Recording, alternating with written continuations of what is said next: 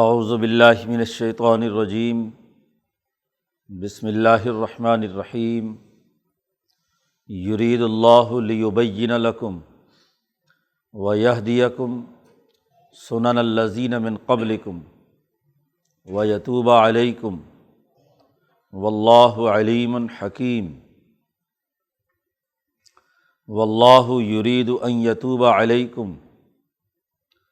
وَيُرِيدُ الَّذِينَ يَتَّبِعُونَ الشَّهَوَاتِ أَن تَمِيلُوا مَيْلًا عَظِيمًا يُرِيدُ اللَّهُ أَن يُخَفِّفَ عَنكُمْ وَخُلِقَ الْإِنسَانُ ضَعِيفًا يَا أَيُّهَا الَّذِينَ آمَنُوا لَا تَأْكُلُوا أَمْوَالَكُمْ بَيْنَكُمْ بِالْبَاطِلِ إِلَّا أَن تَكُونَ تِجَارَةً عَن تَرَاضٍ مِّنكُمْ وَلَا تَقْتُلُوا أَنفُسَكُمْ إِنَّ اللَّهَ كَانَ بِكُمْ رَحِيمًا وَمَن يَفْعَلْ ذَلِكَ عُدْوَانًا وَظُلْمًا فَسَوْفَ نُصْلِيهِ نَارًا وَكَانَ ذَلِكَ عَلَى اللَّهِ يَسِيرًا إِن تَجْتَنِبُوا كَبَائِرَ مَا تُنْهَوْنَ عَنْهُ نُكَفِّرْ عَنْكُمْ سَيِّئَاتِكُمْ وَنُدْخِلْكُمْ مُدْخَلًا کریما وَلَا تَتَمَنَّوْا مَا فَضَّلَ اللَّهُ بِهِ بَعْضَكُمْ عَلَىٰ بَعْضٍ لِلرِّجَالِ نَصِيبٌ مِّمَّا اكْتَسَبُوا وَلِلنِّسَاءِ نَصِيبٌ مِّمَّا اكْتَسَبْنَ وَاسْأَلُوا اللَّهَ مِن فَضْلِهِ إِنَّ اللَّهَ كَانَ بِكُلِّ شَيْءٍ عَلِيمًا وَلِكُلٍّ جَعَلْنَا مَوَالِيَ مِمَّا تَرَكَ الْوَالِدَانِ وَالْأَقْرَبُونَ وَالَّذِينَ عَقَدَتْ أَيْمَانُكُمْ فَآتُوهُمْ نَصِيبَهُمْ إِنَّ اللَّهَ كَانَ عَلَىٰ كُلِّ شَيْءٍ شَهِيدًا صدق اللہ العظیم۔ سورۃ النساء کے مضامین چل رہے ہیں۔ شروع صورت میں پہلے رکوع میں مالی معاملات اور خواتین سے متعلق بنیادی اساسی امور بیان کیے گئے تھے۔ اس کے بعد وراثت سے متعلق قانون بیان کیا گیا۔ ایک رکوع میں مالی حقوق سے متعلق وراثت کے قوانین اور ضابطے واضح کیے گئے، اور پھر 2-3 رکوعوں میں قرآن حکیم نے خواتین سے متعلق مسائل کہ کن عورتوں سے نکاح جائز ہے اور کن سے ناجائز، اس کی تفصیلات بیان کیں، ان کے ساتھ معاشرت کیسی ہونی چاہیے اس کا تذکرہ کیا۔ یہ تمام قوانین اور ضابطے بیان کرنے ضروری اس لیے تھے کہ عرب معاشرے میں یہ اتنے رچ بس چکے تھے، عورتوں پر ظلم و ستم اور مالی معاملات میں دوسروں کے مال ہڑپ کرنے کا ایسا طریقہ کار اور وتیرہ بن چکا تھا کہ یہ قوانین ان پر عمل کرنا ان کے لیے خاصا دشوار تھا۔ تو اللہ پاک نے یہ تمام گفتگو کرنے کے بعد اس بات کو واضح کیا ہے کہ یہ قوانین نافذ کرنے کا مقصد یہ نہیں ہے کہ تمہیں کسی تکلیف میں یا کسی اذیت میں مبتلا کیا جائے، بلکہ اللہ تبارک و تعالیٰ کا یہ ارادہ ہے کہ تم جو غلط کام کرتے رہے ہو اس سے باز آ جاؤ،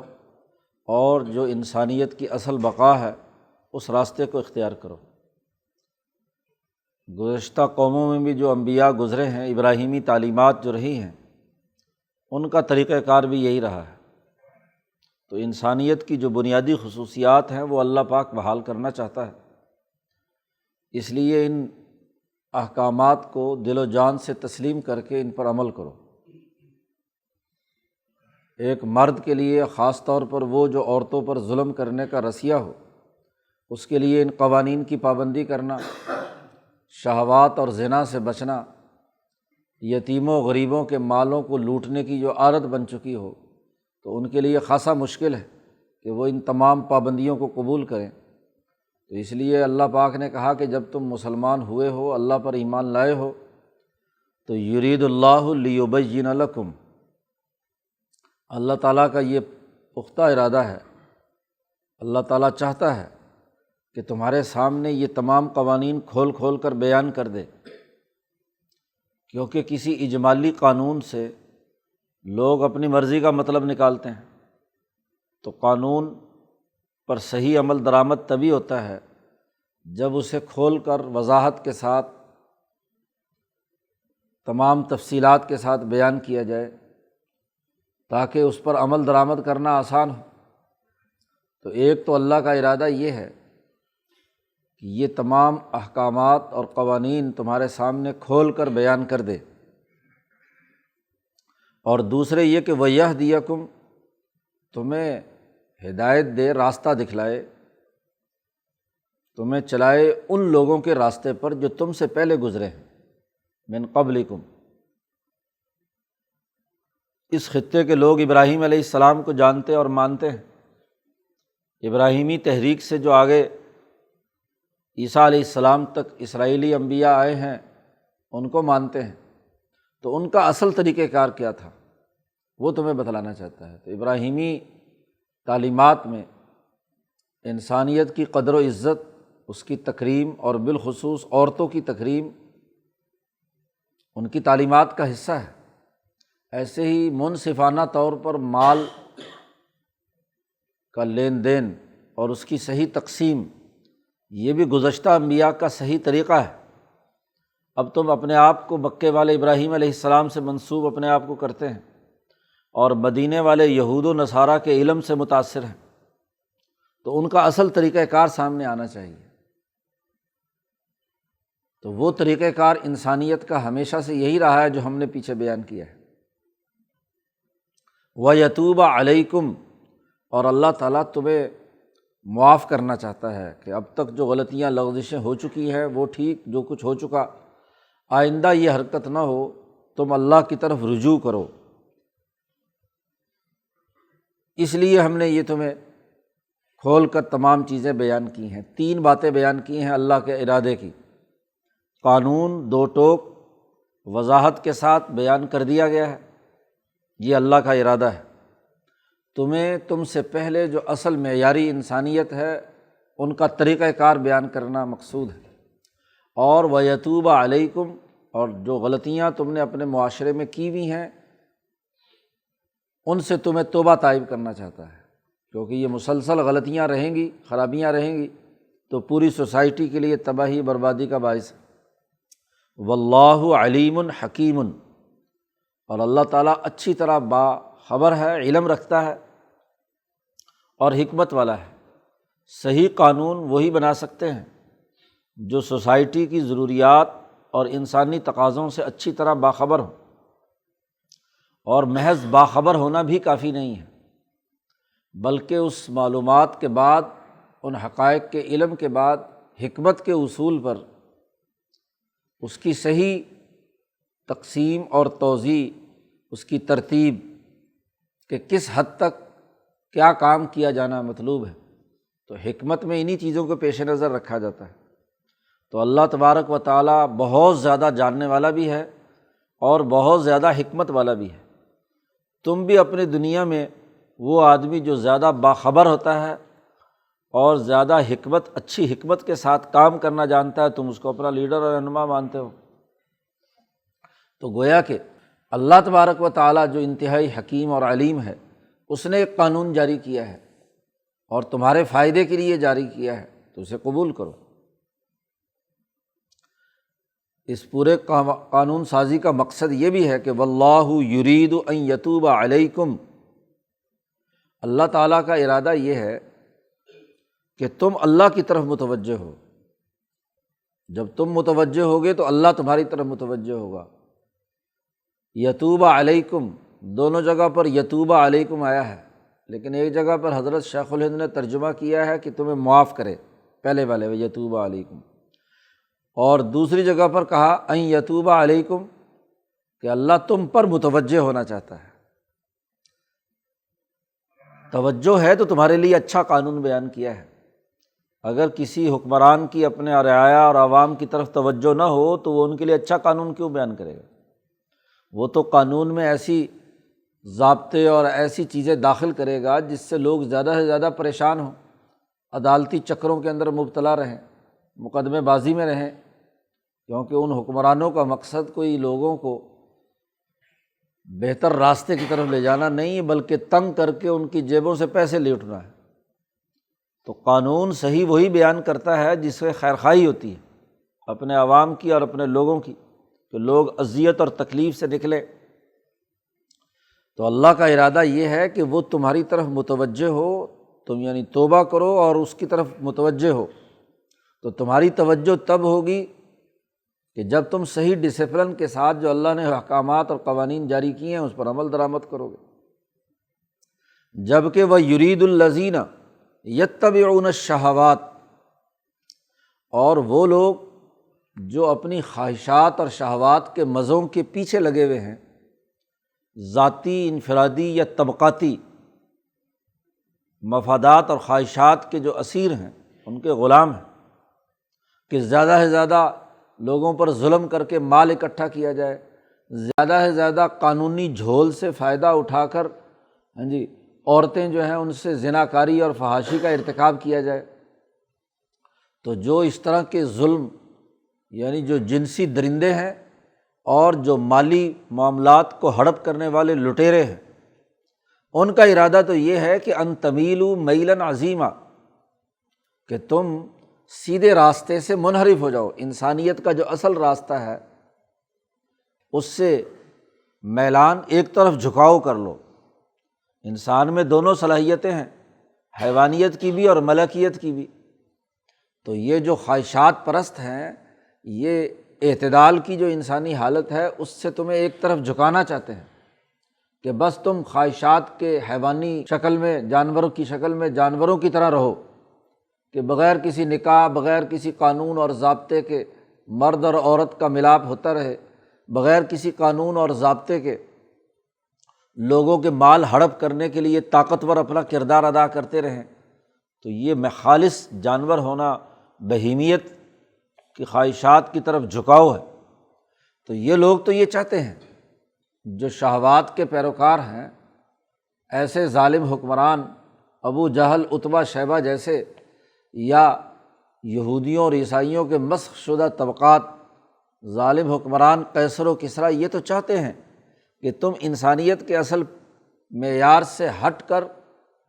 کسی ایک طرف اپنا رجحان پیدا کر لو۔ تو انسان میں صلاحیت تو ہے، جانور بننا چاہے تو جانور کے بھی عروج پر پہنچ جاتا ہے۔ تو یہ اعتدال کی حالت سے جھکاؤ ایک طرف پیدا کرنا چاہتے ہیں، تمیلوا میلا عظیما۔ معمولی جھکاؤ تو تھوڑا بہت ظاہر ہے، دونوں طرف بہیمیت، ملکیت ہے، کبھی ادھر جھکاؤ ہو گیا، یہ تو تھوڑے بہت چیزیں ہیں، جیسا کہ آگے اس کی تفصیل آ رہی ہے کبیرہ گناہ اور صغیرہ گناہ کے تناظر میں، کہ میل عظیم، بہت زیادہ انحراف۔ تو زنا یا دوسروں کا مال لوٹنا یہ بہت زیادہ جھکاؤ ہے۔ چھوٹے موٹی لغزشیں، گناہ، غلطیاں اور کوتاہیاں ہو جائیں وہ الگ بات ہے۔ پھر یہ کہ اللہ نے یہ جو قانون بیان کیا ہے یہ تو تمہارے بوجھ کو ہلکا کرنے کے لیے ہے۔ یرید اللہ ان یخفف عنکم، اللہ تعالیٰ چاہتا ہے کہ تم سے بوجھ ہلکا ہو۔ قانون جتنا دو ٹوک اور واضح ہوگا، فیصلہ جتنا غیر مبہم ہوگا، اتنا ہی سوسائٹی میں جو لڑائی جھگڑوں کا بوجھ ہے وہ کم ہوگا۔ جتنا قانون کے اندر الجھاؤ ہوگا، طرح طرح سے اس میں سے مطلب نکالے جا سکتے ہوں، مبہم ہو، اور جتنا اس قانون کے اندر سے چور راستے نکالنے کے طریقے موجود ہوں تو اتنے ہی جھگڑے، لڑائیاں، بوجھ سوسائٹی پر بڑھے گا۔ حتیٰ کہ جو ظلم کرنے والا بھی ہے اس کے دل پر بھی بوجھ ہے۔ زانی جو ہے وہ کبھی بھی کیا ہے، اطمینان کی زندگی بسر نہیں کرتا، خطرے کی حالت میں رہتا ہے۔ ایسے ہی مال لوٹنے والے کو بھی خطرہ رہتا ہے کہ جس کا مال لوٹا ہے کہیں وہ طاقت پکڑ کر آ کے میری گردن نہ دبوچ لے۔ تو جب اعتدال کے ساتھ، ایک باقاعدہ معاہدے کے ساتھ تمام معاملات طے پائیں گے تو تمہارا خود اپنے آپ کو ہلکا پن تمہیں محسوس ہوگا۔ تو اللہ تعالیٰ نے یہ جتنے قوانین نافذ کیے ہیں یہ تم پر آسانی پیدا کرنے کے لیے، تمہارا بوجھ ہلکا کرنے کے لیے ہے۔ اور یہ اس لیے بھی ہے کہ وَخُلِقَ الْإِنسَانُ ضَعِيفًا، انسان بہت کمزور بنایا گیا ہے، یہ ضعیف ہے، کمزوریاں ہیں اس کے اندر۔ اب اگر شہوات پر سرے سے پابندی لگا دی جاتی تو اللہ کو پتہ تھا کہ یہ کمزور انسان اس کو برداشت نہیں کر سکتا، تو جائز راستہ یا معاہدہ نکاح کے ساتھ دوسروں کی عزت کے ساتھ معاملہ کسی خاتون کے ساتھ کیا گیا ہے تو وہ بہت اچھا ہے۔ اب عمل کے اعتبار سے تو زنا اور نکاح میں کوئی فرق نہیں ہے، لیکن ایک باقاعدہ عزت و احترام کے ساتھ اور باقاعدہ دو خاندانوں کے معاہدے کے ساتھ ہے کہ کسی کی لڑکی کے ساتھ آپ کا تعلق اس خاندان کی عزت اور احترام کے ساتھ ہے، اور ایک یہ کہ بغیر کسی نکاح کے جو آپ نے معاملہ اور تعلقات قائم کیے ہیں، تو دونوں کے درمیان فرق اور امتیاز پیدا کر دیا۔ اب اگر دوسری انتہا پر جاتے تو سرے سے حیوانیت کے تمام امور روک دیے جاتے ہیں، مال کا استعمال کرنا ممنوع قرار دے دیا جائے، عورت کے ساتھ تعلق قائم کرنا سرے سے ناجائز قرار دے دیا جائے، تو یہ دوسری انتہا ہے۔ تو اس لیے انسان ضعیف ہے کہ اس میں بہیمیت اور ملکیت کی کشمکش جاری رہتی ہے، کبھی ادھر چلا جاتا ہے کبھی ادھر چلا جاتا ہے۔ تو اللہ پاک نے اعتدال کے ساتھ کہ جو تمہاری جنسی ضروریات بھی پوری کرے اور تمہارے مالی تقاضے اور معاملات بھی حسن و خوبی کے ساتھ پورے ہوتے ہوں، تو وہ اللہ کا مقصد ہے، تاکہ یہ ضعیف انسان پوری ذمہ داری کے ساتھ اعتدال کے راستے پر رہے۔ اب 3 آیات میں اللہ نے اپنی جتنی قانون سازی شروع میں بیان کی ہے اس کو، اس کی وجہ، اس کی منطق، اس کی حقیقت وہ بیان کر دی، تاکہ لوگ اس قانون کو سمجھ کر اس کے مطابق کیا ہے عمل درآمد کر کے اپنی زندگی کو ہلکا پھلکا بنائیں، اس کے مطابق اپنی سوسائٹی کو ترقی دیں۔ محض قانون کا ڈنڈے کے زور پر نفاذ مقصود نہیں ہے، بلکہ لوگوں کو سمجھا بجھا کر اس قانون کے مطابق چلنے پر آمادہ کرنا بھی بنیادی چیز ہوتی ہے۔ تو یہ قرآن حکیم نے ان 3 آیات میں یہ پوری وجہ بیان کر کے لوگوں کو ترغیب دی ہے کہ وہ اس قانون کے مطابق عمل درآمد کریں۔ یہ بات بیان کرنے کے بعد پھر مالی معاملات شروع ہو گئے۔ مالیات کے اندر سب سے بڑی خرابی یہی تھی کہ وراثت ہڑپ کی جاتی تھی، چونکہ اس کا وارث مر گیا، بچے چھوٹے ہیں، تو جو طاقتور ہے وہ ان کے مال ہڑپ کر لیتا تھا، تو قرآن حکیم نے اس کی وضاحت تو وہاں کر دی۔ دوسری بڑی خرابی یہ تھی کہ طاقتور کسی غریب کا مال خرید و فروخت کے نام پر زبردستی اچک لیتا ہے، مورث موجود ہے لیکن اس کی معاشرے کے اندر بیچارے کی حیثیت کیا ہے، کمزور ہے یا کمزور بنا دی گئی ہے، تو اگرچہ وہ موجود ہے انسان یا خاندان، لیکن طاقتور خاندان غریب خاندانوں کے مال لوٹ لیتے تھے۔ تو قرآن حکیم نے اب یہاں اس حوالے سے گفتگو کی ہے کہ ہر انسان نے جو محنت و مشقت سے مال کمایا ہے اس کو ایک دوسرے پر ظلم و زیادتی کے ساتھ کھانے کی اجازت نہیں ہے، سوائے ایک راستے کے، اور وہ یہ راستہ ہے کہ دونوں کے درمیان باہمی رضامندی سے تجارت ہو۔ یا ایھا الذین آمنوا، اے ایمان والو، لا تاکلوا اموالکم بینکم بالباطل، تم اپنے مالوں کو اپنے درمیان باطل طریقے سے مت کھاؤ۔ انسان کو مال کی ضرورت ہے، اور یہ بات بھی طے شدہ ہے کہ ہر انسان ہر طرح کی اپنی ضروری اشیاء خود پیدا نہیں کر سکتا۔ ایک وقت میں وہ ایک شعبے میں خدمات سر انجام دے کے اس سے متعلق چیزوں کو لے کر پیدا کر سکتا ہے، کاشتکاری کر سکتا ہے، دستکاری کر سکتا ہے، یا اسی طریقے سے کوئی تجارت کر سکتا ہے، ایک شعبے میں وہ زیادہ مہارت کے ساتھ کام کر سکتا ہے۔ اب دوسری ضروریات پوری کرنے کے لیے اسے دوسروں سے تبادلہ اشیاء کا عمل کرنا ہے، دوسروں سے چیزیں لینی ہیں، جوتا بنانے والے سے جوتا لینا ہے، کپڑے والے سے کپڑا لینا ہے، دوسروں سے تمام چیزیں آپ نے لینی ہیں۔ اب اسے کہ لینے کا کیا طریقہ ہے؟ ضرورت تو یقیناً آپ کی ہے، آپ باطل طریقے سے لیں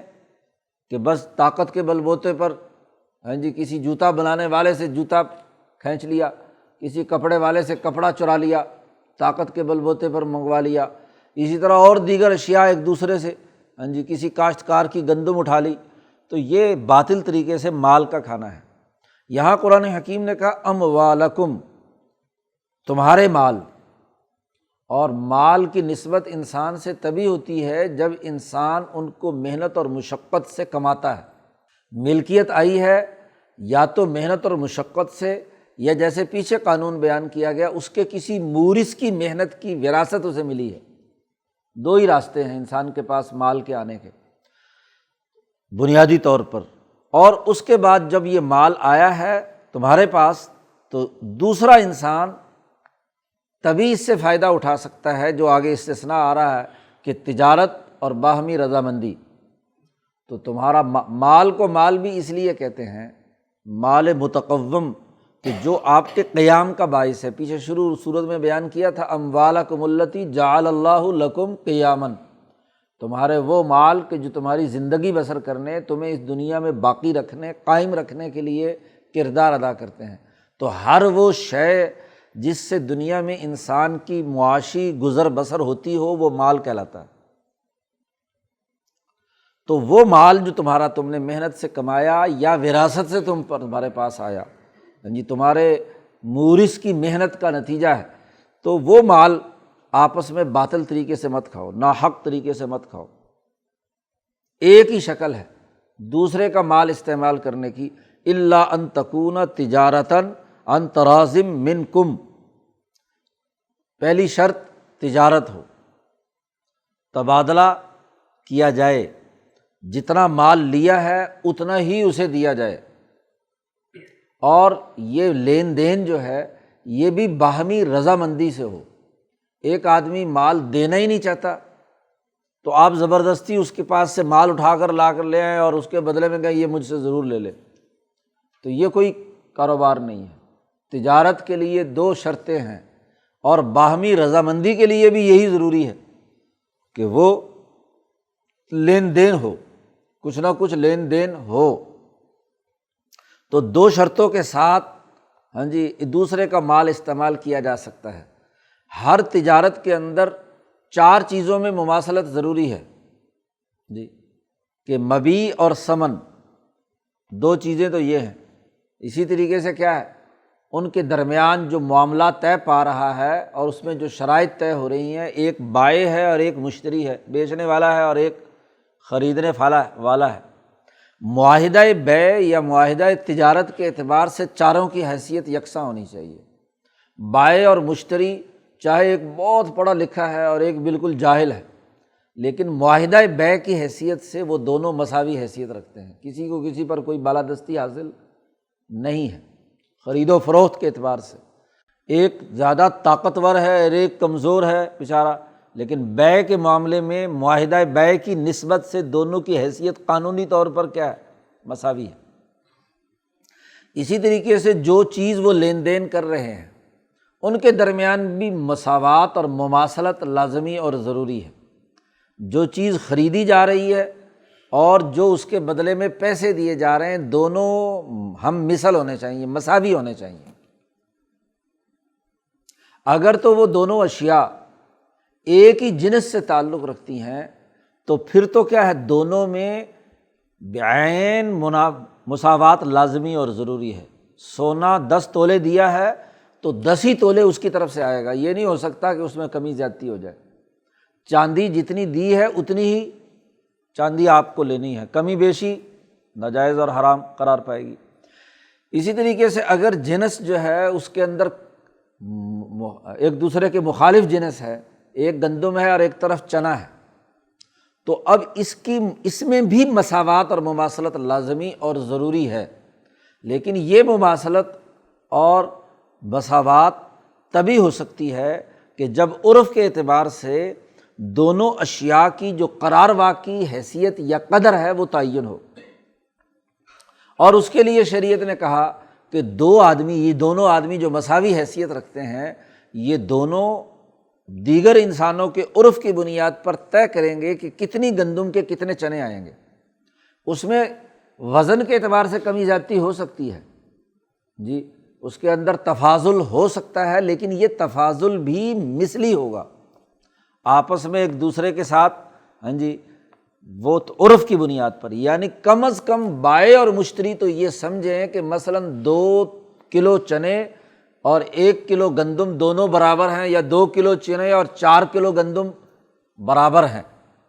کیونکہ ہر ایک کا حق مساوی ہے۔ جب حق مساوی ہے تو کوئی آدمی بھی اس لیے سرنڈر نہ کر جائے کہ جناب یہ مساوات نہیں ہے، چلو کوئی بات نہیں۔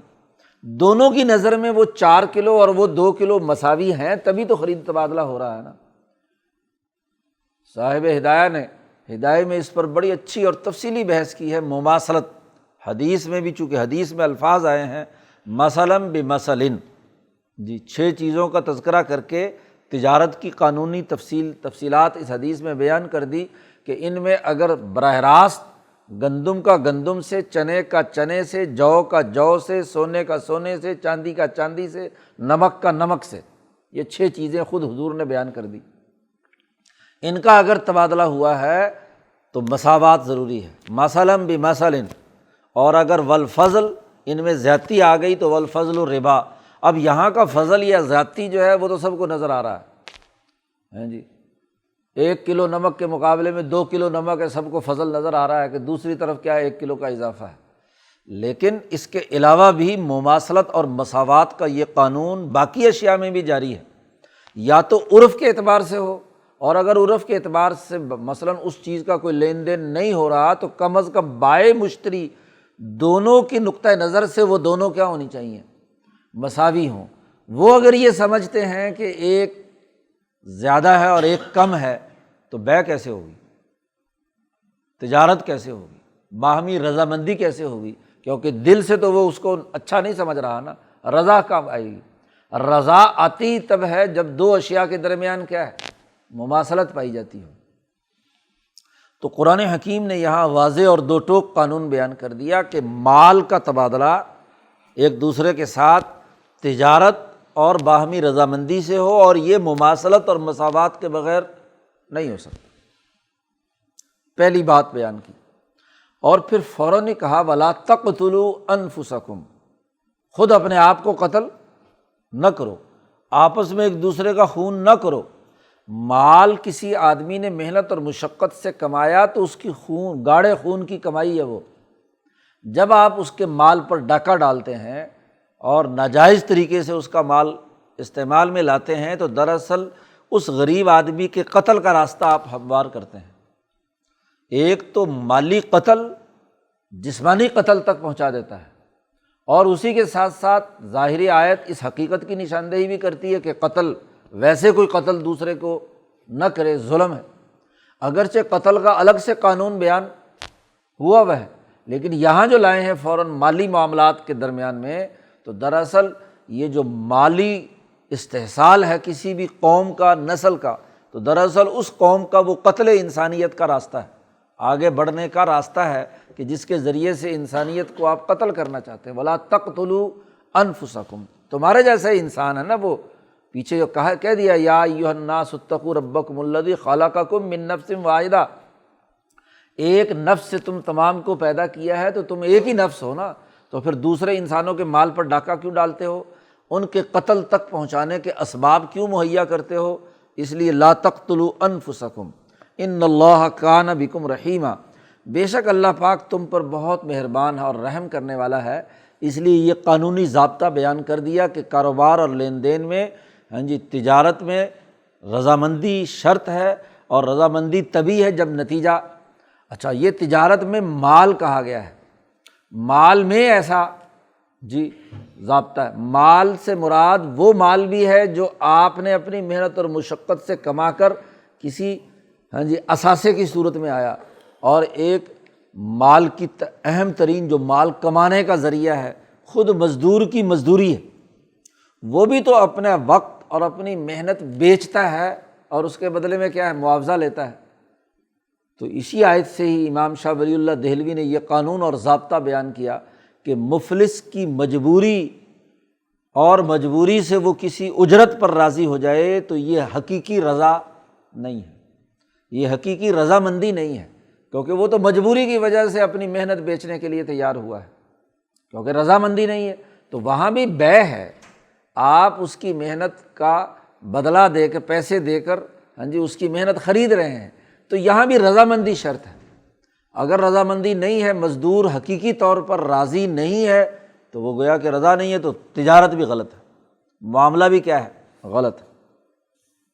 اور جب اس طرح مزدوروں کا استحصال ہے،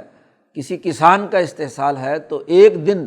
جب وہ راضی نہیں، اس کی ضرورت پوری نہیں ہو رہی، اس کی توانائی جو خرچ ہوئی ہے وہ اس کی ضروریات کے مطابق اس کی پوری نہیں ہو رہی، تو آخر ایک دن وہ مزدور بیچارہ تھک ہار کر کیا ہو جائے گا؟ قتل ہو جائے گا، مر جائے گا۔ تو لا تقتلوا انفسکم، اپنے آپ کو قتل مت کرو۔ اگر مزدور ہی سارے قتل ہونے لگ جائیں تو پھر تمہارے کام کاج کون کرے گا؟ تمہاری محنت اور مشقت کا معاشرہ جو ہے وہ کیسے آگے بڑھے گا؟ تو ایک مزدور کا قتل ہونا دراصل تمہارا قتل ہونا ہے، اس کو واضح کر دیا گیا۔ ان اللہ کان بکم رحیما۔ اور پھر یہ قانون چونکہ بہت اہمیت کا حامل تھا، اس لیے قرآن حکیم نے کہا وَمَن يَفْعَلْ ذَلِكَ عُدْوَانًا وَظُلْمًا، جس آدمی نے بھی یہ کام کسی دوسرے پر زیادتی کرتے ہوئے کیا، عدواناً کا تعلق مال کے اندر زیادتی ہے، تجارت اور باہمی رضامندی کے بغیر، اور ظلماً کا تعلق قتل انسانیت سے ہے، کسی انسان کو ظلماً قتل کر دیا یا کسی کے مال پر زیادتی کر کے بغیر کسی باہمی رضامندی کے دوسرے کے مال کو ہڑپ کر لیا، تو تعدی کی، زیادتی کی آپ نے کسی دوسرے انسان کے ساتھ، یا ظلماً اسے قتل کر دیا، تو یاد رکھو فسوف نصلیہ نارا، حکمرانی تو ہماری ہے اس پوری کائنات پر، اللہ پاک فرماتے ہیں۔ تو جب ہماری حکمرانی ہے، دنیا کے 4 دن تو شاید تم مزے کر لو، لیکن سوف نصلیہ نارا، عن قریب ہم اس انسان کو جہنم میں داخل کریں گے۔ اور یہ نہ سمجھنا کہ یہ اللہ جہنم میں کیسے ڈالے گا، وَكَانَ ذَلِكَ عَلَى اللَّهِ يَسِيرًا، اللہ پر یہ بہت ہی آسان ہے، یہ کوئی مشکل بات نہیں ہے کہ تمہیں جہنم میں نہ ڈال سکے، تو اس کے لیے بہت آسان بات ہے کہ اٹھائے اور اٹھا کر کیا جہنم میں پھینک دے آگ۔ اور پھر یہ ظالم دنیا کی جہنم میں بھی جلتا ہے، ضمیر اس کا ملامت کرتا ہے، اور ایک وقت آتا ہے کہ خود بھی اگر دنیا میں وہ اسباب جمع ہو جائیں تو اس کے ظلم و ستم کا یہ نظام کیا ہے، وہی مزدور کسان اٹھ کر اس کے خلاف انقلاب برپا کر کے اس کا نظام تہ و بالا کر دیتے ہیں۔ تو دنیا میں بھی وہ اٹھا کر ان شہزادوں اور حکمرانوں کو کیا ہے، دریاؤں میں پھینکتے ہیں، آگ میں پھینکتے ہیں، ذلیل اور رسوا کرتے ہیں، جلا کر راکھ کر دیتے ہیں۔ تو اللہ پر یہ بہت زیادہ آسان ہے، اس لیے یہ حرکت مت کرو، قتل انسانیت کا ارتکاب نہ کرو، قوموں کا استحصال مت کرو، اور جو مال لین دین ہے وہ تجارت عن تراض، حقیقی رضامندی کے تحت تبادلے کی بنیاد پر ہو، یا قوموں کے ہاتھ پیر باندھ کر جبری معاہدے مسلط کر کے ان کے معدنی وسائل پر قبضہ کر لیا جائے، ان کے مالوں پر قبضہ کر لیا جائے، ان کی دھرتی پر قبضہ کر لیا جائے، تو یہ تو کیا ہے، بہت بڑا ظلم ہے، بہت بڑی زیادتی ہے۔ ایک فرد کا فرد پر ظلم ہے، ایک پوری قوم اور قبیلے کا دوسری قوم پر ظلم ہے، ایک پورے ملک کا دوسرے ملک پر کیا ہے، ظلم ہے۔ تو سارے مظالم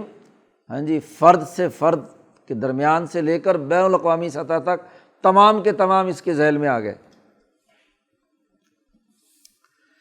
قرآن حکیم نے آگے ایک اور اہم قانون بیان کیا، ان تجتنبوا کبائر ما تنہون عنہ نکفر عنکم سیئاتکم وندخلکم مدخلا کریما، اگر تم بڑے بڑے گناہ کبائر ان سے تم پرہیز کرو گے، بچو گے، بڑے بڑے جرائم سے، ما تنہون عنہ جن سے تمہیں روک دیا گیا ہے کہ یہ کام نہیں کرنے، اور کبائر وہی ہیں کہ جن کے ذریعے سے یا تو ارتفاقات صالحہ ٹوٹیں، انسانی سوسائٹی کے تمام ارتفاقات چاروں وہ ٹوٹیں، فطرت انسانیت مسح ہو جائے۔ امام شاہ ولی اللہ دہلوی نے کبائر کی تعریف ابھی آپ نے پڑھی، کبیرہ اور صغیرہ کی جو تقسیم دین کے اندر ہے اس کی بنیاد یہ آیت ہے، ان تجتنبوا کبائر، کہ یہ کبیرہ گناہ ہے اور یہ صغیرہ گناہ ہے۔ اور ایسے ہی سورۃ النجم کی دوسری آیت ہے، الذین یجتنبون کبائر الاسم والفواحش الا اللمم، کہ جو لوگ بڑے بڑے گناہوں سے بچتے ہیں۔ تو کبائر کا ذکر کیا گیا، تو کبیرہ ہر وہ گناہ ہے جو کفر اور شرک کے بعد کفر و شرک کا ارتکاب کیا تو وہ تو دائرہ اسلام سے کیا ہے، خارج ہو گیا۔ مسلمان ہوا اور مسلمان ہونے کے بعد ہر وہ گناہ کبیرہ ہے جس سے ارتفاقات صالحہ ٹوٹیں یا فطرت انسانیت مسخ ہو یا مالا اعلیٰ کی جانب سے انبیاء علیہم السلام کی تعلیمات سے معلوم ہوا کہ اللہ نے اس پر سزا مقرر کی ہے، محشر میں جہنم کی اور قبر میں عذاب کی، اللہ نے وہاں سزا مقرر کی ہے، تو یقیناً وہ کبیرہ گناہ ہے۔ تو ان میں وہ تمام گناہ شامل ہیں جو مسلمان مردوں اور عورتوں سے حضور صلی اللہ علیہ وسلم نے توبہ لیتے وقت کہے ہیں کہ قتل انسانیت کا ارتکاب،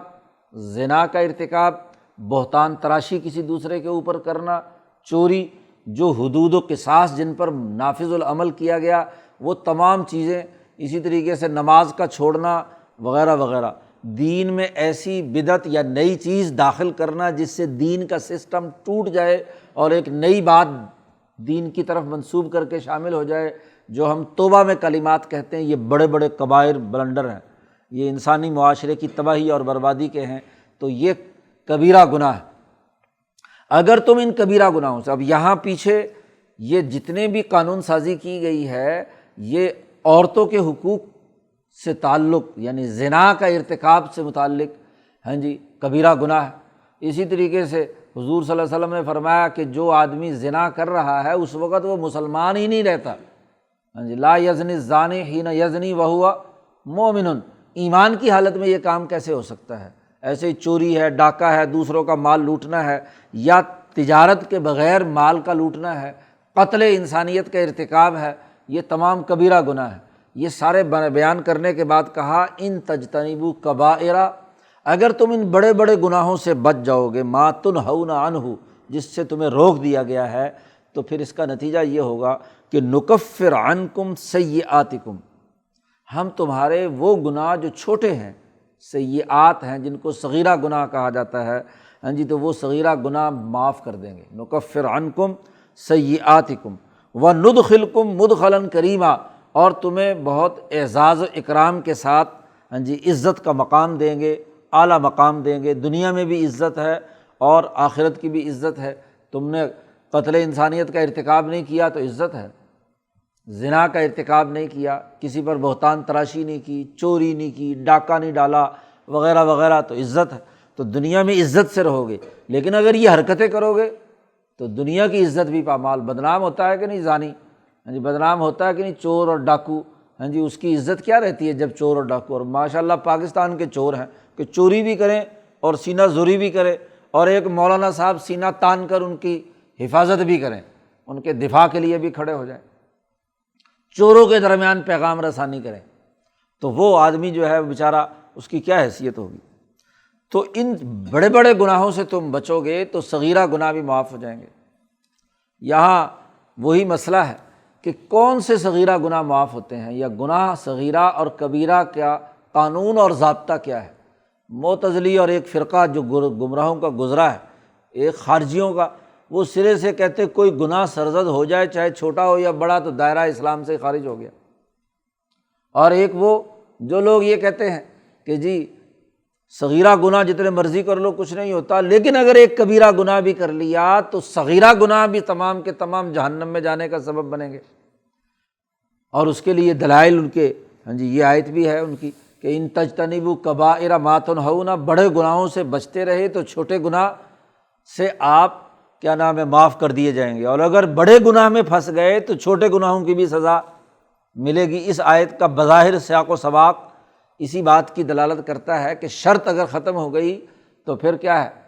مشروط بھی کیا ہے، ختم ہو جائے گا۔ تو یہ معتزلیوں کی دلیل بظاہر یہ آیت ہے، لیکن یہاں یہ بات سمجھنی چاہیے کہ یہ آیت اور وہ جو دوسری آیت ہے سورۃ النجم والی، دونوں کی حقیقت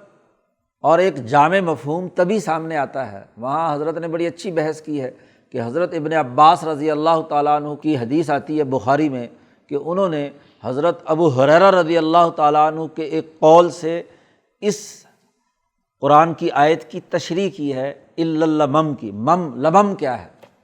یہاں اس کے لیے سیئات کا لفظ استعمال کیا ہے اور وہاں استثناء کیا ہے لمم کا۔ تو لمم کی تشریح کرتے ہوئے وہاں حضور صلی اللہ علیہ وسلم کی ایک حدیث کا حوالہ دیا ہے۔ سب سے پہلے جو قرآن کے مفسر ہیں، ترجمان القرآن حضرت عبداللہ ابن عباس رضی اللہ تعالیٰ عنہ نے، وہاں حضور صلی اللہ علیہ وسلم نے فرمایا کہ ہر آدمی کے حصے میں جو کچھ زنا سے متعلق امور ہیں جو بھی ہوئے ہیں وہ ہوتے ہیں ضرور، اور اس کا ایک پوری چین بیان کی ہے حضور صلی اللہ علیہ وسلم نے کہ سب سے پہلے زنا کے ارتکاب میں زنا العین، آنکھ زنا کا ارتکاب کرتی ہے سب سے پہلے، آنکھ، کیونکہ جب تک فریق صنف مخالف کو دیکھے گا نہیں تو زنا تک پہنچنے کا معاملہ، تو پہلے آنکھ، اس کے بعد زبان کہ وہ اس زنا کے لیے ابھارنے اور بات چیت یا فحش گفتگو کرنے کے لیے زبان چلتی ہے، اس کے بعد نفس، دل، نفس جو ہے وہ تتمنا و تشتہی، نظر زنا کا ارتکاب کرتی، زنا العین، پھر زنا اللسان، اور پھر والنفس تتمنا و تشتہی، انسانی نفس خواہش اور تمنا کرتا ہے، کیونکہ آنکھوں سے دیکھے گا، زبان سے بولے گا، اور پھر کیا ہے، نفس جو ہے وہ خواہش کرے گا۔ چوتھا مرحلہ حضور نے فرمایا والفرج یصدق ذلک و یکذبہ، شرمگاہ جو ہے وہ جو کم آنکھ سے لے کر دل تک کا سائیکل مکمل ہوا ہے، اس کی تصدیق کرتی ہے یا تکذیب کرتی ہے۔ تو یہ پروسیس مثلاً 4 درجوں میں جا کر مکمل ہوا ہے۔ اب وہاں حضرت نے بڑی اچھی گفتگو کر کے یہ بات واضح کی کہ یہ تمام کام کیے ایک آدمی نے، زنا پہلا، دوسرا، تیسرا، لیکن چوتھا کام نہیں کیا، یعنی زنا کا جو عملی ارتکاب ہے وہ نہیں کیا، تو جو چیز زنا تک پہنچانے والی تھی وہ سائیکل ٹوٹ گیا۔ اگر وہ چوتھا کام بھی ہو گیا تو یہ سب زانی ہے، زنا کا ارتکاب میں تمام چیزیں شامل ہو گئیں اور ان تمام کا اپنا اپنا عمل مکمل ہو گیا۔ اور اگر درمیان میں کسی جگہ پر ہی قلب نے نفس کی سرزنش کی کہ یہ جو تم خواہش کر رہے ہو یہ کیا ہے، غلط ہے، زبان سے کسی نے کوئی حرکت کی اور کسی نے سرزنش کی اور وہ وہیں رک گیا، نگاہ پڑی اور فوراً اس نے اپنی نگاہ کو کیا ہے، کنٹرول کر لیا، تو اس کا مطلب یہ کہ یہ اگرچہ صغیرہ گناہ سیئات یا لمم ہے کہ اچانک نظر پڑ گئی، بے اختیاری طبیعت کے تقاضے سے زبان سے کوئی جملہ ایسا فحش نکل گیا، تو اب یہ لمم ہے، یہ صغیرہ گناہ ہے، یہ صغیرہ گناہ ہے، اور وہ آخری عمل مکمل نہیں ہوا یا درمیان میں کہیں ٹوٹ گیا۔ یا ایک اور مثال حضرت نے دی اسی کو سمجھانے کے لیے، ایک آدمی چوری کی نیت سے مسجد میں گیا، لیکن وہاں مسجد میں داخل ہوتے ہی اس پر کوئی خوف اور رعب طاری ہوا، اس نے کہا اللہ کا گھر ہے، یہاں سے تو چوری کرنا کیا ہے، مناسب نہیں ہے، تو بجائے اس کے کہ وہ وہاں چوری کرتا، اس کو تنبیہ ہو گئی اور وہ وہاں سے کیا ہے، وضو کر کے آ کر نمازیں پڑھ رہا ہے یا کوئی عبادت کی اس نے۔ اب چلا تو تھا غلط ارادے سے، وہ گناہ تھا، گناہ صغیرہ، قدم جو اس نے اٹھائے تھے مسجد تک پہنچنے کے وہ جرم سے تعلق رکھتے تھے، لیکن وہاں پہنچ کر وہی اس کا چل کر آنا مثلا نماز پڑھنے یا کسی عبادت کے اوپر کیا ہے، منتج ہو گیا، نتیجہ ہو گیا۔ تو اب یہ جو ارادہ پہلے ارادہ کر کے آیا تھا وہ ارادہ چونکہ ختم ہو گیا، تو اب وہ گناہ کیا ہو جائے گا، وہ جو پہلے گناہ بنا تھا وہ معاف ہو گیا۔ تو وہ گناہ تھا اس لیے کہ وہ سبب تھا وہاں تک پہنچانے کا۔ تو شاہ صاحب نے وضاحت کی ہے حجت اللہ میں کہ صغیرہ گناہ وہ ہے جو کسی کبیرہ گناہ کے لیے سبب اور ذریعہ بنتے ہیں، واسطہ بنتے ہیں، مفضین الیہ، اس تک پہنچانے کا ذریعہ بنتے ہیں، تو وہ صغیرہ گناہ ہے۔ اب یہاں حضرت نے بڑی اچھی بات کہی کہ یہ نہیں ہے کہ کسی ہر گناہ کا کے اسباب کی ایک سائیکل ہے، مثلاً قتل انسانیت کا ارادہ، اسلحہ خریدنا، بندوق کا استعمال، وہاں تک پہنچنا اور پھر بندے کو کیا ہے گولی مارنا، ایک مکمل تسلسل ہے۔ یا چوری کا بھی ایک تسلسل ہے، ایک جگہ سے دوسری، ایک سبب، دوسرا سبب، تیسرا سبب، جیسے زنا کا ایک سائیکل نبی اکرم صلی اللہ علیہ وسلم نے بیان کیا۔ اب یہ نہیں ہے کہ اگر مثلاً زنا کے ارتکاب سے بچا تو چوری والے جو گناہ صغیرہ ہیں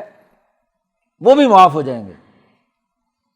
معتزلی جو یہ کہتے ہیں نا کہ جب بس ایک سے بچ گیا تو سب کچھ کیا ہے، گناہ معاف ہو گئے، لیکن اگر آپ جامع معنی ترجمہ لیں، جو اہل سنت والجماعت کا مسلک ہے کہ گناہ صغیرہ کبیرہ سے معاف ہو جاتے ہیں، اور کسی بھی کبیرہ کے نہ ہونے سے اس کے صغیرہ معاف ہوں گے جو اس سائیکل سے تعلق رکھتے ہیں، اس کے واسطے سے تعلق رکھتے ہیں۔ اس سے ساری بحثیں جو ہیں وہ ختم ہو کر رہ جاتی ہیں، یہ جو بلا وجہ کے جھگڑے معتزلیوں اور خارجیوں اور اہل سنت کے درمیان پائے جاتے ہیں۔ کہ یہاں قرآن نے کہا کہ ان تجتنبوا کبائر ما تنہون، مثلاً پیچھے قتل کا ذکر آیا تھا، تو قتل کے ذکر کے لیے قتل آخری بڑا کبیرہ ہے، قتل ہو جانا بندے کا عملاً، لیکن قتل تک پہنچنے کا ایک تسلسل ہے، اسباب ہیں، اسباب اختیار کیے اور آخری عمل نہیں ہوا تو اس سلسلے کے جتنے صغیرہ گناہ ہیں وہ کیا ہو جائیں گے، معاف ہو جائیں گے۔ اور اس کی تائید ایک اور حدیث سے بھی ہوتی ہے جو یہاں انہوں نے تو حضرت نے تو ذکر نہیں کی، لیکن مجھے یاد آ گئی، بخاری میں وہ الفاظ موجود ہیں کہ ایک صحابی جو ہے سبزی کی دکان تھی، تو سبزی کی دکان میں وہ سبزی بیچتے تھے، ایک عورت خاتون سبزی لینے کے لیے آئی، تو اس نے اسے دعوت دی کہ جی اندر کمرے میں اچھی سبزی ہے، تو وہ اندر آئی تو اس نے اس کا پکڑ کر بوسہ لے لیا۔ تو اب صحابی کو بعد میں خیال آیا کہ یہ تو بہت بڑا جرم ہے، یہ تو اب زنا کی حد مجھ پر لگنی چاہیے۔ وہ روتے پیٹتے ہوئے حضور کے پاس آئے، عصر کی نماز سے پہلے کا وقت تھا، حضور صلی اللہ علیہ وسلم سے آ کر فرمایا کہ مجھ پر حد جاری کریں، مجھ سے بہت بڑا گناہ کا ارتکاب ہو گیا، یہ مجھ سے معاملہ ہوا۔ حضور کو معاملہ بتلایا تو حضور نے فرمایا کہ نماز پڑھ لو، پہلے عصر کی نماز پڑھی، تو نماز پڑھنے کے بعد حضور صلی اللہ علیہ وسلم نے اس سے کہا کہ جاؤ، اس نے کہا جی حد تو جاری کریں آپ، مجھ سے جو جرم سرزد ہوا ہے۔ تو حضور صلی اللہ علیہ وسلم نے فرمایا تم نے نماز پڑھی ہے نا، وضو کیا ہے نا، معاملہ ختم۔ بات یہ ہے کہ چونکہ یہ اس زنا تک منتج نہیں ہوا اور پھر فوراً ہی ثم یتوبون عن قریب، جرم ہوا، گناہ صغیرہ کا ارتکاب ہوا، لیکن فوراً ہی یتوبہ علیکم، توبہ کر لی، عن قریب، فوراً ہی۔ پیچھے کہا نا انما التوبۃ علی اللہ، اللہ تعالیٰ توبہ ان لوگوں کی ہوگی کہ جو جرم کریں، غلطی ہو جائے اور غلطی ہوتے ہی فوراً کیا ہے، ثم یتوبون عن قریب، فوراً توبہ کر لیں۔ تو اس کے نتیجے میں کیا ہے، اب نماز پڑھی، عبادت کی، اور وہ بھی حضور صلی اللہ علیہ وسلم کے ساتھ وضو کیا، تو اور ادھر سے دل کے اندر توبہ، اور یہاں تک حد ہے کہ وہ پتھر کھانے کے لیے، رجم ہونے کے لیے کیا ہے، تیار ہو رہے ہیں، گویا کہ اپنے آپ کو خود سزا۔ تو اس پورے مرحلے میں جو اس کی کیفیت رہی ہے اپنے آپ کو سزا دینے کی، تو اس کی وجہ سے حضور نے فرمایا کہ وہ گناہ تمہارا ختم ہو گیا۔ تو بات یہ ہے کہ جو گناہ کسی بڑے گناہ کی طرف واسطہ بن رہا ہے وہ گناہ معاف ہوگا، یہ مطلب ہے یہاں ان تجتنبوا کبائر ما تنہون عنہ، جس سے تمہیں روک دیا گیا کبیرہ گناہ سے، اگر تم رک جاؤ گے تو نکفر عنکم سیئاتکم، اس سلسلے کی جو سیئات ہیں وہ معاف ہو جائیں گی۔ لیکن یہ نہیں ہے کہ کسی دوسرے کی منصوبہ بندی آپ کر رہے ہیں، اس کے اسباب صغیرہ گناہ، اس کے اسباب اختیار کیے ہوئے ہیں، اور ایک کبیرہ سے بچ گئے تو دوسرے کبیرہ کے صغیرہ بھی معاف ہو جائیں، ایسا نہیں ہے۔ وہ تو تبھی ہے جب وہ وہاں سٹاپ لگے گا، وہاں آپ آخری عمل نہیں کریں گے تو پھر اگلا معاملہ ہے اس کا۔ وہ اگر قتل کا ارتکاب ہو گیا تو اس کے تمام جتنے بھی صغیرہ ہیں وہ دوبارہ کیا ہے، زندہ ہو جائیں گے۔ اس طرح جامع طور پر تمام جو آیات ہیں اور احادیث ہیں وہ اپنی اپنی جگہ پر فٹ بیٹھتی ہیں، کوئی جھگڑے اور لڑائی کی اور ایک دوسرے کے خلاف دلائل دینے کی ضرورت نہیں ہے۔ وَنُدْخِلْكُمْ مُدْخَلًا کریما، ہم تمہیں معزز اعزاز کے دائرے کے اندر داخل کریں گے۔ اب چونکہ پیچھے جو قوانین اور ضابطے بیان کیے گئے ہیں تو اس میں بڑی بنیادی بات واضح ہو رہی ہے کہ مرد کا حصہ وہاں کہا تھا للذکر مثل الحظ الانثیین، کہ اس کا حصہ عورت کے مقابلے میں کیا ہے، ڈبل ہے، جی 2 حصے ہیں، اور اس کی بھی وجہ اور سبب یہ ہے کہ اس کے اوپر ذمہ داریاں بھی ڈبل ہیں، بیوی کے تمام تر اخراجات، نفقہ نان و نفقہ کا وہ ذمہ دار ہے، اس کا ایک سبب ہے۔ جب یہ آیت نازل ہوئی تو کچھ خواتین نے حضور سے آ کر یہ بات کہی کہ جی یہ مردوں کو تو آپ نے ڈبل حصہ دے دیا، جیسے آج کل بھی عورتیں کرتی ہیں کہ جی ان کے لیے ڈبل ہے اور عورتوں لڑکیوں کے لیے کیا ہے، آدھا حصہ ہے۔ تو اس پر قرآن حکیم نے بات واضح کی کہ وَلَا تَتَمَنَّوْا مَا فَضَّلَ اللَّهُ بِهِ بَعْضَكُمْ عَلَىٰ بَعْضٍ، یا اسی طریقے سے محنت مشقت تمام نے کی، ایک نے اپنی محنت اور مشقت سے زیادہ مال کما لیا، اسی طریقے سے جو پیچھے وراثت کی تقسیم کے اندر بیٹے کا حصہ، پھر باپ کا، پھر باقی بھائیوں کا، اور اس کی جو ترتیب بیان کی ہے، تو میت کی نسبت سے جو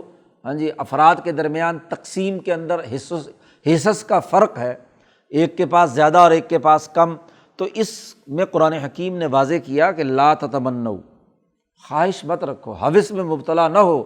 ما فضل اللہ بہ بعضکم علی بعض، کہ جو اللہ نے ایک کو دوسرے پر فضیلت دی ہے، تو یہ فضیلت بنیادی انسانی حقوق میں برابر ہے، نفس واحدہ سے پیدا ہوئے ہیں، لیکن انسانوں کے درمیان فرق اور امتیاز، یا ان کے درمیان جو فطری فرق ہے صلاحیتوں اور استعدادات کا، وہ اس فضل اور اس صلاحیت کے اعتبار سے اس خواہش میں مبتلا نہ ہو۔ عورت اس خواہش میں مبتلا ہو گئی مجھے بھی مرد ہونا چاہیے تھا، اگر مرد ہوتی تو پتہ نہیں کیا حشر ہوتا، عورت ہو کر یہ معاملہ ہے، یا کوئی ایک آدمی اس کی صلاحیت کم اور اس کے پاس مال و دولت زیادہ آ جائے تو وہ اس کا کیا پتہ نہیں کیا حشر کرے گا۔ تو اس طرح قرآن حکیم نے کہا لا تتمنوا ما فضل اللہ بہ بعضکم علی بعض، ہوس مت کرو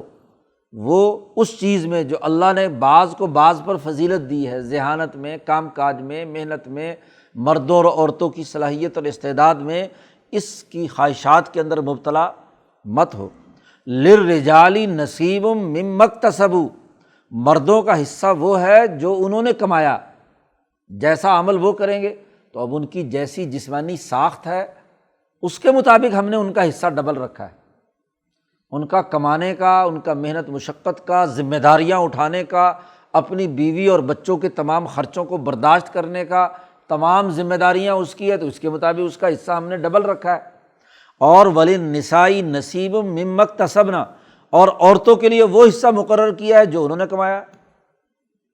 تو قانون اور ضابطہ یہ ہے کہ دونوں مساوات رکھتے ہیں، ایک ہی نفس سے پیدا ہوئے ہیں، مساوی حیثیت رکھتے ہیں اپنی اپنی صلاحیتوں اور استعداد کے مطابق۔ تو جتنی عورت میں صلاحیت تھی اس کے مطابق اس کا حصہ، اب اسے خاوند کا خرچہ بھی مفت میں مل گیا اور باپ کی وراثت میں سے بھی حصہ مل گیا، تو ڈبل تو کیا ہے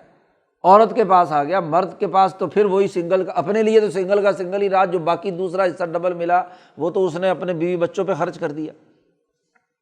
تو یہ خواہشات مت پالو، حقیقت سے ہٹ کر خواہشات پالنا دراصل یہ کیا ہے، کوئی عقل مندی کی بات نہیں ہے۔ واسألوا اللہ من فضلہ، باقی رہی بات کہ اگر فضل چاہیے تو پھر اللہ سے مانگو، دوسرے انسانوں سے حسد نہ کرو، دوسرے انسانوں سے کیا لڑائی جھگڑا مت کرو کہ بھئی یہ تم جو ہے نا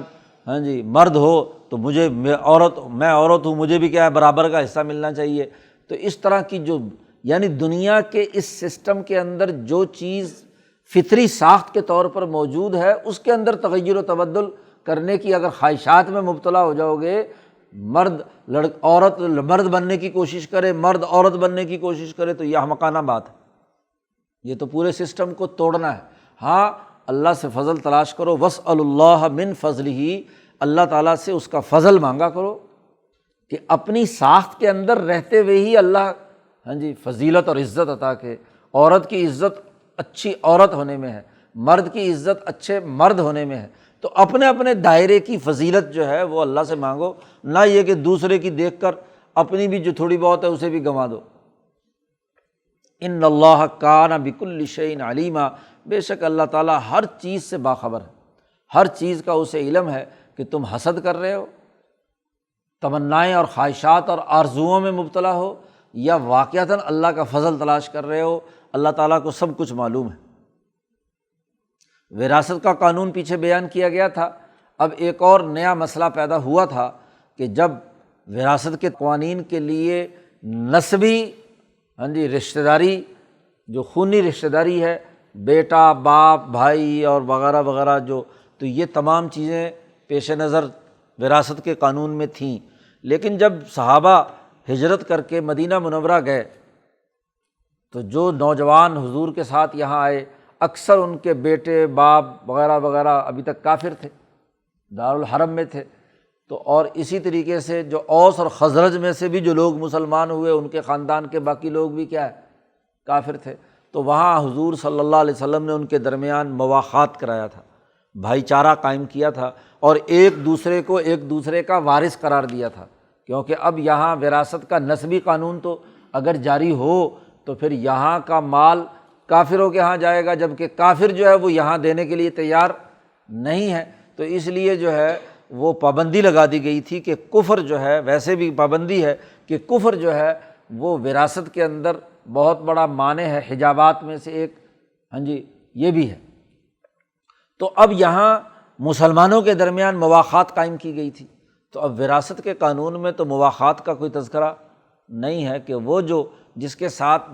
بھائی چارہ ہوا تھا تو پہلے قانون میں حضور نے ان کے لیے کوئی نہ کوئی وراثت میں حصہ رکھا تھا، تو اب اس کا کیا ہوگا؟ تو اس کے بارے میں پھر یہ آیت نازل ہوئی، وَلِكُلٍّ جَعَلْنَا مَوَالِيَ مِمَّا تَرَكَ الْوَالِدَانِ وَالْأَقْرَبُونَ، والدین اور رشتہ داروں نے جو مال چھوڑا ہے اس میں سے ہم نے ہر ایک کے وارث مقرر کر دی، موالی مقرر کر دیے۔ موالی مولا کی جمع ہے، جو جس کو مرنے والے کی ولایت یا مرنے والے کے جو حقوق ہیں جس کو ملتے ہیں وہ مولا ہے، اور اسی سے موالی ہے۔ تو چونکہ یہ جو ہاں جی مولا کا لفظ استعمال ہوتا رہا غلاموں کے لیے بھی یا آقا کے لیے بھی، تو وہ بھی چونکہ ایک دوسرے کے مال کی وراثت ان کے اندر چلتی ہے، یا اسی طریقے سے جو مولانا یا مولوی جو ہے یہ بھی دراصل انبیاء کی وراثت جو علم کی آئی ہے، تو علم کی وراثت کی بنیاد پر اس کو مولا کہتے ہیں، نہ تو ہمارے مولانا یعنی علم منتقل کرنے کے اعتبار سے یا مولوی، ہاں جی تو یہ علم کی وراثت، تو وارث مقرر کر دیا ہے ہم نے تم میں سے ہر ایک کو، جو تمہارے والدین نے مال چھوڑا ہے یا تمہارے رشتہ داروں نے مال، تو وراثت کا قانون تو پچھلے رکوع میں آ گیا۔ اب وہ لوگ والذین عقدت ایمانکم، جن سے تمہارا معاہدہ ہوا تھا قسمیں کھا کر ایک دوسرے کے بھائی بننے کا، جی جو حضور صلی اللہ علیہ وسلم نے کیا تھا، تو اس کا وراثت سے کوئی تعلق نہیں ہے۔ ہاں جی آج کے بعد فآتوہم نصیبہم، وہ اگر زندگی میں ہی تم اپنے اس بھائی کو جس کے ساتھ معاہدہ ہوا تھا کچھ دینا چاہو تو دے سکتے ہو، آتوہم نصیبہم، ان کا حصہ زندگی میں دے دو، اور زیادہ سے زیادہ اگر تمہیں اس بھائی کا بہت احساس ہے تو اس کے لیے وصیت کر کے جا سکتے ہو 1/3 میں، چونکہ وہ وارث تو ہے نہیں، اور جو وارث نہیں ہے اس کے لیے وصیت ہو سکتی ہے، تو وہ حصہ تم خود دے کر جاؤ گے تو ہوگا، ورنہ اگر نہیں ہے تو اس میں اب ان کا حصہ وہ قانون اب نہیں رہے گا۔ اور ویسے بھی چونکہ اب وہ مکہ کے فتح اور اس سے پہلے بلکہ جو فتوحات ہوئیں اس میں بہت سارے لوگ ان میں سے مسلمان ہو کر آ گئے، تو ہر ایک کا بیٹا باپ، جیسے عبد الرحمن ابن ابی بکر آ گئے، حضرت معاویہ جو ہے وہ ہاں جی پہلے آئے ہوئے تھے، تو ابو سفیان فتح مکہ کے بعد آ گئے، تو وہی خاندان آپس میں مل گئے دوبارہ تمام کے تمام۔ تو اس لیے اب وہ جو پرانا مواخات والا قانون اور ضابطہ ہے اب اس کی ضرورت نہیں رہی، ویسے تم دینا چاہو تو دو، لیکن وراثت کے اندر ان کا کوئی حق ایسا نہیں ہوگا کہ مواخات کی بنیاد پر یا بھائی چارے کی بنیاد پر وہ وارث کے طور پر حصے دار بنے۔ تو اس کو بھی قرآن نے وضاحت کے ساتھ بیان کر دیا، ان اللہ کان علی کل شیء شہیدا، بے شک اللہ پاک ہر چیز کی نگرانی کر رہا ہے، اس کا شہید ہے، ہر پہلو اس کے پیش نظر ہے۔ ممکنہ طور پر یہ پہلو سامنے آیا تھا تو اس پہلو کی بھی اللہ نے کیا ہے وضاحت کر دی، تو ہر چیز کی نگرانی کر رہا ہے، تو اب اس کے اندر کسی قسم کی گڑبڑ نہیں ہونی چاہیے، ان قوانین کی خلاف ورزی نہیں ہونی چاہیے۔ اللہ تبارک و تعالیٰ قرآن حکیم کو سمجھنے اور اس پر عمل کرنے کی توفیق عطا فرمائے۔ اللہ